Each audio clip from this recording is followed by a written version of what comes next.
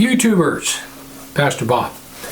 Hey, I just want to talk to you for just a minute about an aspect of time. You know, I'm totally into time. You guys that have followed me for a long time know that. But I want to talk to you about that for just a minute. There's a difference when it comes to time between the physical and the spiritual. Time affects the physical, but it does not affect the spiritual. And prayers, all prayers are spiritual. Therefore, time has no effect on them at all. Every prayer ever whispered from Adam to this very second are recorded. Those already answered are filed away, and those awaiting to be answered are sitting probably right there on a postum, you know, the other side of God's throne. He knows what they are, and He's just working on them in His time. If your grandmother prayed over you when you were like 2 months old, and you're now 60, if that prayer has not been answered, that prayer is still there. Even though Grandma died years ago, that prayer is still there, right before God. He's looking at it, waiting for His time to answer her prayer. That prayer outlived Grandma, because prayers are timeless. The problem comes in when the prayer is timeless and we're not. We're impatient. We don't want to wait for anything.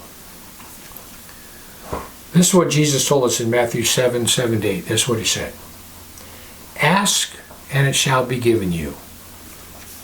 Seek and you will find. Knock and it shall be opened unto you. For everyone that asks receives, and he that seeks finds. To him that knocks, it shall be opened. This statement about prayer by Jesus gives us two absolutes about prayer. The first absolute, it says, ask and it shall be given you. In other words, God answers every single prayer. It doesn't matter if it's a prayer that someone got down on their knees in 1421 in England somewhere and prayed a prayer. That prayer, if God didn't answer it back then, it is still before Him right here today. God answers every prayer according to His will. Number two, there's no time limit assigned. God answers in His timing. So every prayer, according to God's will, according to His timing. This is the key to effective prayer. And people, I'm not talking to you like I'm an expert, trust me. I struggle in my prayer life more than any other area in my life, as most Christians do. This is something you need to do. Set a time or times for prayers and establish a habit. You have to pray at the same time every day. I'm also talking you can pray throughout the day, but there needs to be certain times that you pray every day.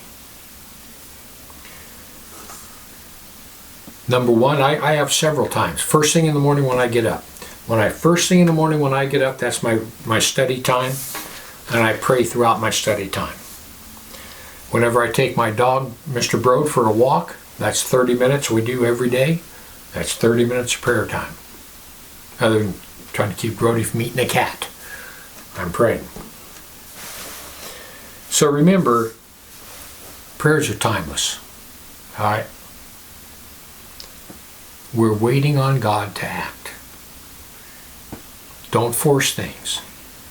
When you're waiting on God to act, there's only one thing you need to do during that time, and that's wait.